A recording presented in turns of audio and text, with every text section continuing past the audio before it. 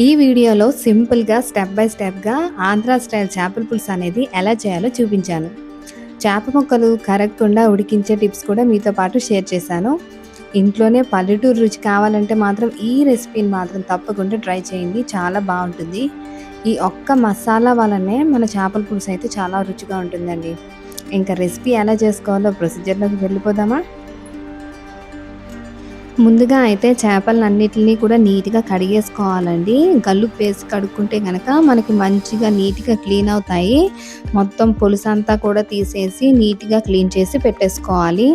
మంచిగా క్లీన్ చేసి పక్కనైతే పెట్టేసుకుందాము. ఇప్పుడైతే ఒక గిన్నె తీసుకొని అందులో ఒక 2:30 స్పూను కారం అయితే వేస్తున్నాను. కారం అనేది చేపల పులుసుకి ఎక్కువ పడుతుంది కాబట్టి 2:30 స్పూను కారం అయితే వేస్తున్నాను.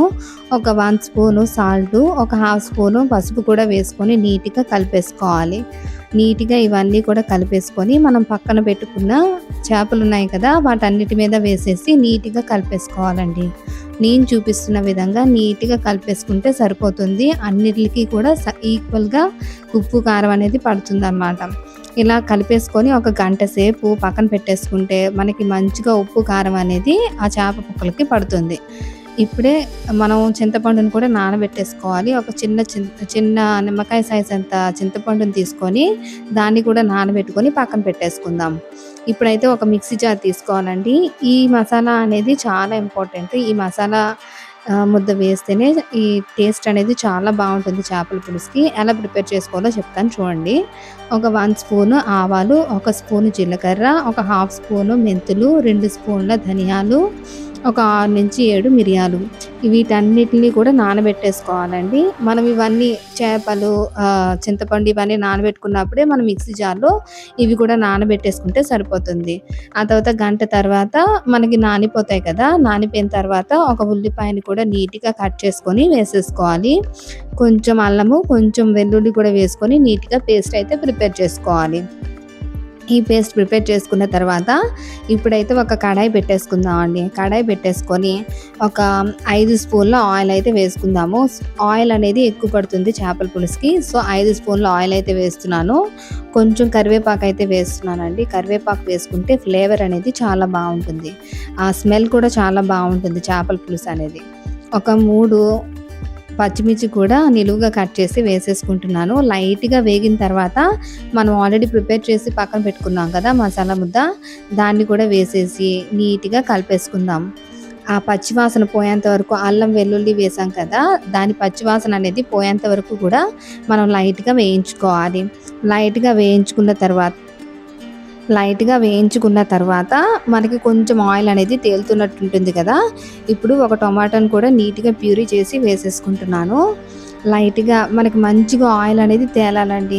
ఆ టమాటో కూడా కొంచెం లైట్‌గా మగ్గితే సరిపోతుంది. ఒక 5 మినిట్స్‌లో మనకి మగ్గిపోతుంది టమాటో వేసిన తర్వాత. ఇప్పుడైతే ఒక 1 స్పూను కారం వేస్తున్నాను. కారం అనేది మీకు ఎక్కువ అవుతుంది అనేసి అనిపిస్తే గనక మీరు తర్వాత వేసుకోండి పర్వాలేదు. తక్కువ అవుతుంది అనుకుంటే మీకు తగ్గట్టుగా మీరు వేసుకోండి. కారం ఎక్కువ తింటే వేసుకోండి. లేదంటే కొంచెం తగ్గించి వేసుకోండి. చూసుకొని అయితే వేసుకోవాలి. కారం వేసుకొని నీట్‌గా కలిపేసుకొని ఈ చేప ముక్కలు ఉన్నాయి కదా! మనం పక్కన పెట్టిన చేప ముక్కలు అవన్నీ కూడా ఇలా ప్లేస్ చేసేసుకుందాం.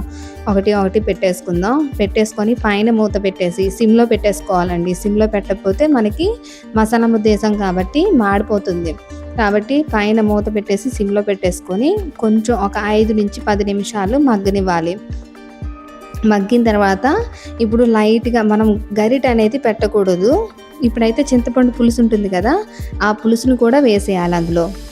ఆ పులుసును కూడా వేసేసి మళ్ళా పైన మూత పెట్టేసి ఒక 10 నిమిషాలు ఉంచాలి. 10 నిమిషాలు ఉంచిన తర్వాత మనం గరిటెతో అయితే కదపకూడదండి. గరిటెతో కదిపితే కనుక ఎక్కువగా మనం ఈ చేప ముక్కలనేవి ఇరిగిపోతాయి.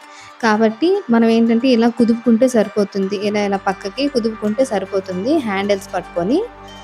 అలా కలిపేసుకొని ఇంకొక 10 నిమిషాలు పైన మూత పెట్టేసి ఇంకొక 10 నిమిషాలు దగ్గరికి అయ్యేంత వరకు కూడా మంచిగా ఉడికించుకోవాలి. మీరేమన్నా టర్న్ చేసుకోవాలనుకుంటే చేప ముక్కల్ని కొంచెం కొంచెం టర్న్ చేసుకోండి. మీ ఇష్టం. నీట్‌గా అయితే కలిపేసి పెట్టేసుకోవాలండి. కుదిపేసి మనకైతే ఇప్పుడు చూసారా ఈ కన్సిస్టెన్సీ అనేది వచ్చేంత వరకు కూడా మనం ప్రిపేర్ అయితే చేసుకోవాలి. ఈ కన్సిస్టెన్సీ వచ్చిన తర్వాత మనం ఆఫ్ చేసుకుంటే సరిపోతుంది. కొంతసేపు చల్లారిన తర్వాత ఇంకొంచెం థిక్‌గా తయారైపోతుంది మనకి చేపల పులుసు అనేది. కాబట్టి ఇప్పుడే ఆపేసుకుందాము. ఆపేసుకొని కొంచెం కొత్తిమీరతో గార్నిష్ చేసుకుంటే సరిపోతుంది.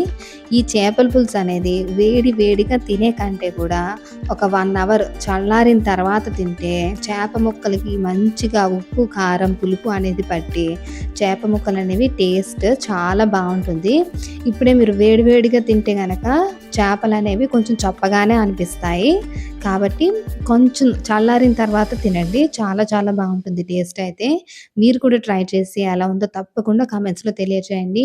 ఈ వీడియో నచ్చినట్టయితే మాత్రం ప్లీజ్ లైక్ చేసి షేర్ చేయండి. మీకు ఇలాంటి వీడియోస్ ఎన్నో కావాలి అనుకుంటే మాత్రం ప్లీజ్ సబ్స్క్రైబ్ చేయండి.